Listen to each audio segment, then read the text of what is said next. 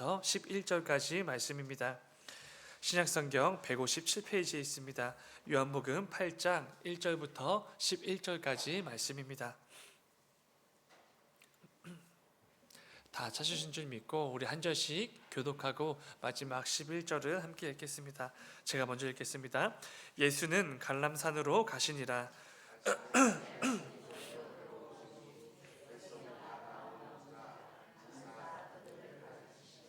서기관들과 바리새인들이 음행 중에 잡힌 여자를 끌고 와서 가운데에 세우고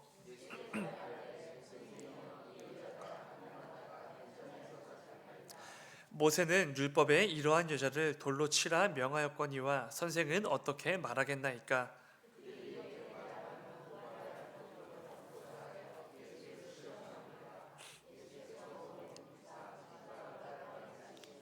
그들이 묻기를 맞이 아니하는지라. 이에 일어나 이르시되 너희 중에 죄 없는 자가 먼저 돌로 치라 하시고 그들이 이 말씀을 듣고 양심의 가책을 느껴 어른으로 시작하여 젊은이까지 하나씩 하나씩 나가고 오직 예수와 그 가운데 섰는 여자만 남았더라.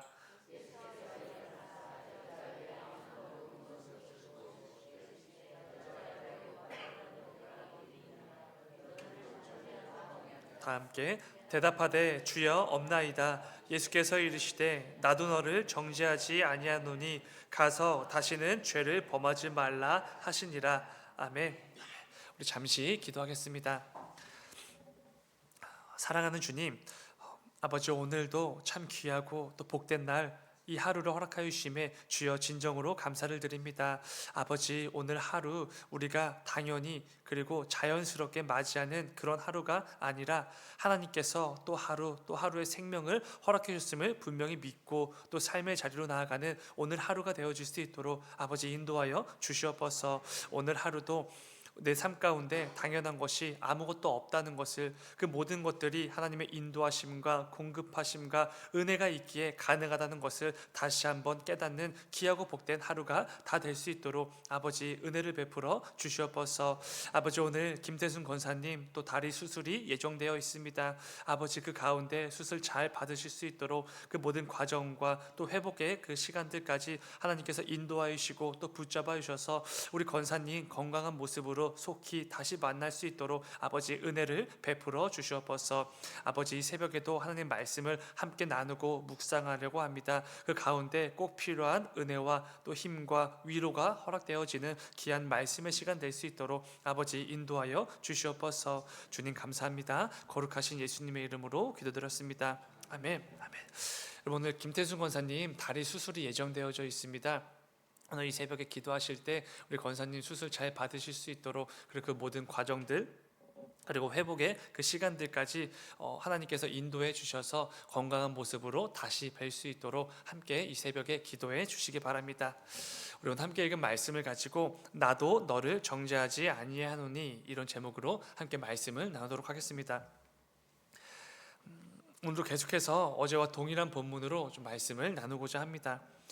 율법에 능통한 서기관들과 바리새인들이 예수님을 시험하기 위해 음행 중에 붙잡힌 여인을 끌고 와서 지금 이 여인을 어떻게 처리해야 되는지 예수님께 묻고 있습니다.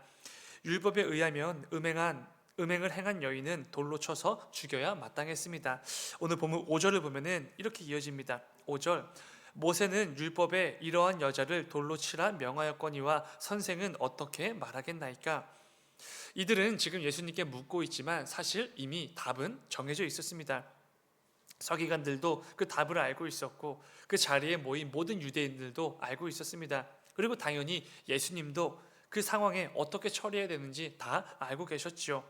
그럼에도 서기관들은 예수님을 시험하기 위해 묻고 있습니다. 이어지는 6절입니다. 그들이 이렇게 말함은 고발할 조건을 얻고자 하여 예수를 시험함이러라. 예수께서 몸을 굽히사 손가락으로 땅에 쓰시니. 서기관들과 바리새인들이 생각하기에 이 상황에서 예수님이 대답할 수 있는 것은 딱 두 가지였던 것 같습니다. 그래도 이 여인을 용서해 주자. 죄를 짓기는 했지만 돌로 쳐 죽이는 것은 너무 심하다. 용서해 주자. 이거 하나였고 다른 하나는 이것일 것입니다. 그래 율법대로 그리고 지금 너희들이 말하고 있는 대로 저 여인을 돌로 쳐서 죽이라. 이 두 가지인 것이죠.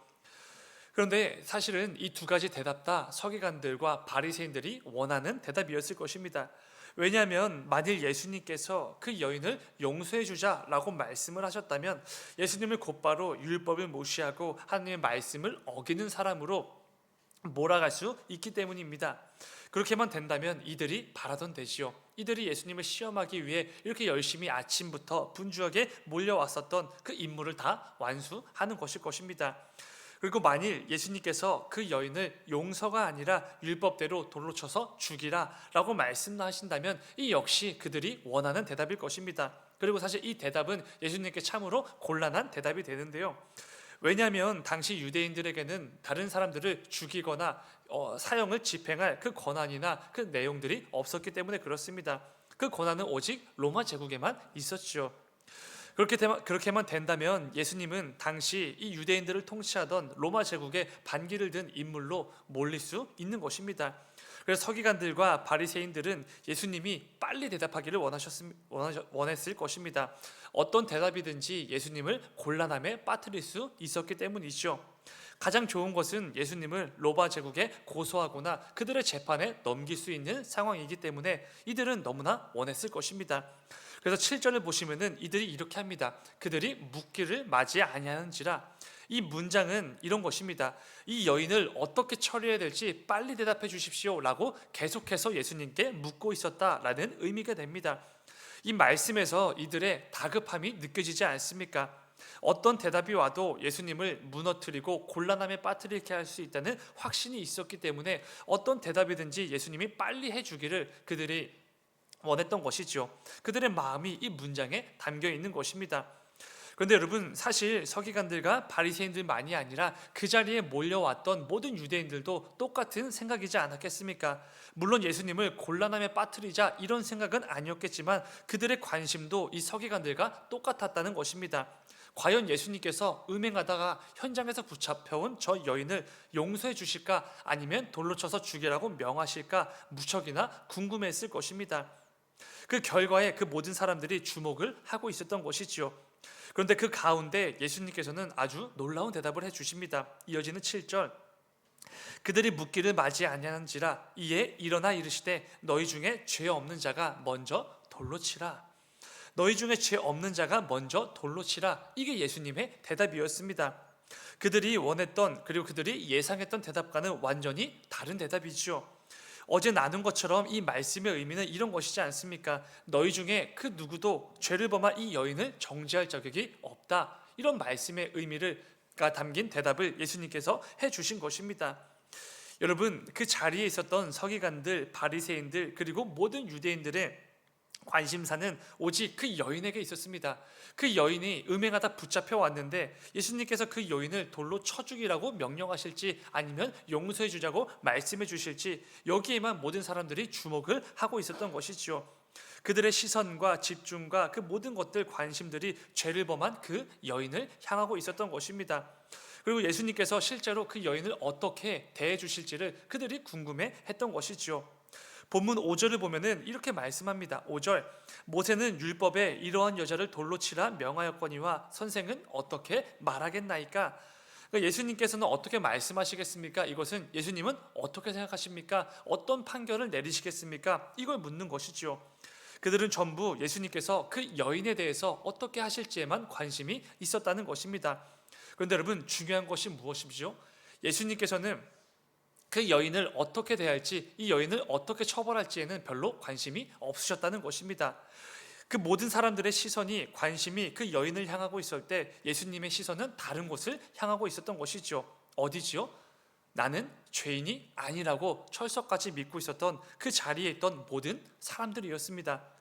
나는 음행하다 붙잡힌 저런 죄인과는 다릅니다. 나는 떳떳합니다. 나는 아무런 죄도 짓지 않았습니다. 라고 착각을 하면서 눈앞에 죄를 짓다 붙잡혀온 그 여인을 향하여서 정죄의 시선으로 바라보고 있는 그 사람들을 예수님께서는 바라보고 계셨던 것이죠. 너희 중에 죄 없는 자가 먼저 돌로 치라.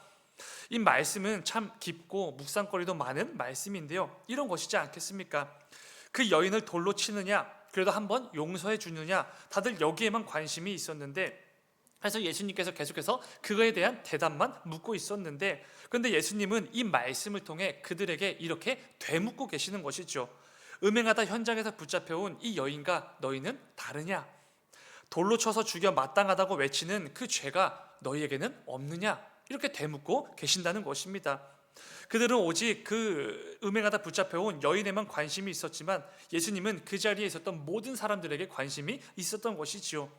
그런데 여러분, 진짜 중요한 것은 예수님께서 이렇게 되물으신 이유가 무엇입니까? 그들이 곤란함에 빠지고 그들이 창피해하고 혼쭐을 내주시기 위해서 이렇게 되묻고 계신 것입니까? 절대로 그렇지 않지요. 오히려 그 반대였습니다. 예수님은 그들이 깨닫기를 원하셨던 것입니다. 뭘 깨닫기를 원하셨을까요?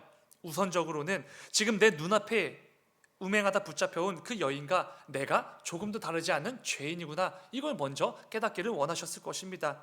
모든 사람들이 나는 죄인이 아니라고 생각했습니다. 내 눈앞에 붙잡혀온 저 여인만 죄인이고 저 여인만 정죄를 받으면 된다, 이렇게 생각을 했지만 예수님께서는 그게 아니라고, 너희도 다 똑같은 죄인이라고, 이걸 깨달아야 된다고 지금 말씀해 주시는 것이죠. 중요한 것은 그들이 죄인임을 깨닫기를 원하시는 이유가 무엇이죠? 그들이 나도 죽어 마땅한 죄인이구나, 그래서 낙심에 빠지고 창피해하고 이런 게 목적이 아니었습니다. 야, 너네도 죄인이니까 까불지 말고 조용히 있어라, 이걸 말씀해 주시는 게 아니죠. 예수님은 그들도 분명히 보기를 원하셨습니다.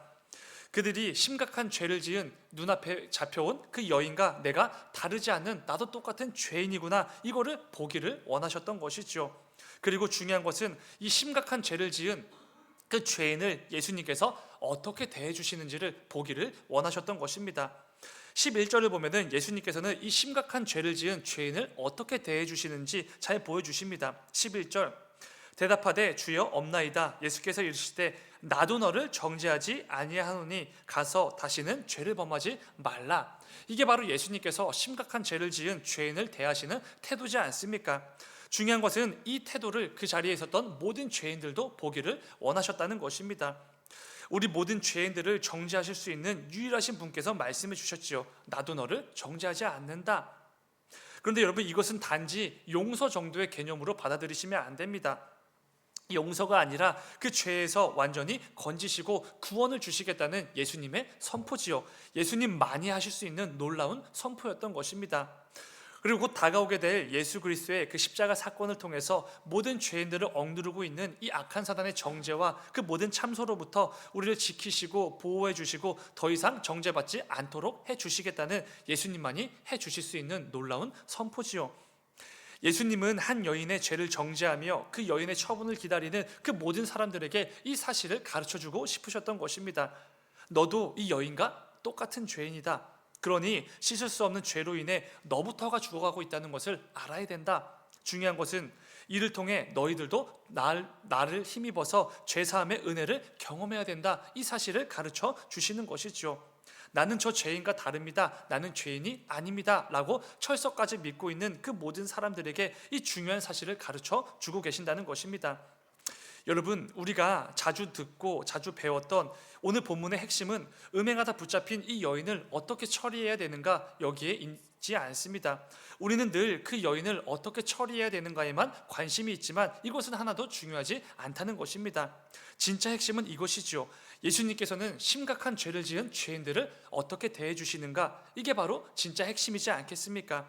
그리고 그 죄인이 바로 나라는 것을, 이거를 깨닫기를 원하신다는 것입니다. 그렇기에 우리는 오늘 본문을 통해 음행하다 현장에서 붙잡혀온 그 여인을 돌로 쳐서 죽이는 게 너무나 마땅한가, 아니면 용서해 주는 게 맞는가, 여기에 관심을 가질 필요가 없다라는 것입니다. 우리는 그저 음행하다 붙잡힌 이 여인과 똑같은 죄인에 불과한 나를 예수님께서 어떻게 대해 주셨는가, 여기에 주목하면 된다는 것입니다. 어쩌면 이 여인보다 더한 죄를 매일같이 지으며 이 땅을 살아가는 나 같은 죄인을 향하여서 예수님께서 어떤 사랑과 은혜와 긍휼을 베풀어 주셨는지, 그거를 우리는 묵상할 수 있어야 된다는 것입니다. 여러분, 우리가 믿는 예수님은 이런 죄로 가득한 여인을 위해 오신 분이시지 않습니까? 그리고 이 세상의 수많은 죄인들을 위해 이 땅에 오셨습니다. 그리고 무엇보다 예수님께서 벌레만도 못한 나 같은 죄인을 위해서 이 땅에 오셨다는 것을 우리는 절대로 잊으면 안 됩니다. 예수님께서 어떤 죄인을 어떻게 평가하시는지, 어떻게 처벌하시는지 거기에 관심이 있는 게 아니라 나 같은 죄인 한 사람을 위해 이 땅에 오신 예수님, 우리는 그걸 봐야 되는 것이죠. 우리가 신앙생활을 이어가는 동안에 무엇보다 중요한 것이 바로 이것이지 않겠습니까? 때로는 우리는 다른 것들에 그렇게 눈을 돌리며 살아갑니다. 내 삶의 시선을 다른 곳에 고정시키며 열심히 살아갈 때도 있지요. 그런데 우리가 늘 내 시선을 고정하고 관심을 가져야 할 것은 나의 죄를 사하시고 나를 구원하시기 위해 이 땅에 오신 예수님이시라는 것입니다. 신앙생활을 하다 보면은 우리는 때로는 사람들 때문에, 또 때로는 상황 때문에 마음이 상하기도 하고 낙심이 될 때도 있습니다. 심한 경우에는 이 신앙생활을 포기하고 싶을 때도 있고 교회를 떠나고 싶을 때도 참 많이 있습니다. 그런데 그때마다 우리가 붙들고 바라보아야 할 분이 바로 예수님이시라는 것입니다. 눈앞의 상황이나 어떤 사람들이나 결과나 이러한 것들이 아니라 오직 예수님이시라는 것이지요. 그분께서 나에게 베풀어 주신 그 사랑과 은혜를 바라보며 그 사랑과 은혜를 힘입을 때 우리는 모든 상황 속에서도 묵묵히 성도로서의 길을 걸어갈 수 있기 때문에 그렇습니다. 오늘 말씀을 기억하시면서 저와 여러분의 남은 신앙의 그 모든 여정 가운데 나 같은 죄인도 살려주신 오직 그 주님만을 바라보며 그 사랑과 은혜를 힘입어 더욱더 담대하게 나아가시는 저와 여러분의 삶이 되시기를 주님의 이름으로 축원을 드립니다. 잠시 기도하겠습니다. 사랑의 주님, 아버지, 오늘 말씀을 통해 우리가 신앙생활을 이어감에 있어서 무엇을 바라보고 무엇에 집중해야 하는지를 가르쳐 주셨습니다. 우리는 연약하여서 때로는 쓸데없는 것에, 또 때로는 잘못된 것에 집중하고 내 시선을 고정할 때 살아갈 때가 참 많이 있습니다. 그런데 그때마다 오늘 말씀을 붙들게 하여 주셔서 어떤 상황에서도 늘 나의 구주가 되시는 그 예수 그리스도만을 바라보며 그 사랑과 은혜를 힘입어 계속해서 나아가는 우리 모두가 될 수 있도록 아버지 인도하여 주시옵소서. 아버지, 오늘 또 김태순 권사님 다리 수술을 받으시게 됩니다. 그 가운데 함께 하시고 그 모든 수술 과정과 회복하는 과정까지 순간순간 붙잡아 주셔서 수술이 무사히 잘 끝날 수 있도록 인도하여 주시고 그 가운데 회복하는 과정에서도 잘 아물고 온전히 회복될 수 있도록 인도하여 주시옵소서. 그래서 우리 권사님 건강한 모습으로 돌아오셔서 주님의 몸된 교회를 섬기는 일에 더욱더 힘쓰는 그 삶이 될 수 있도록 아버지 인도하여 주시옵소서. 주님 감사합니다. 거룩하신 예수님의 이름으로 기도드렸습니다. 아멘. 아멘.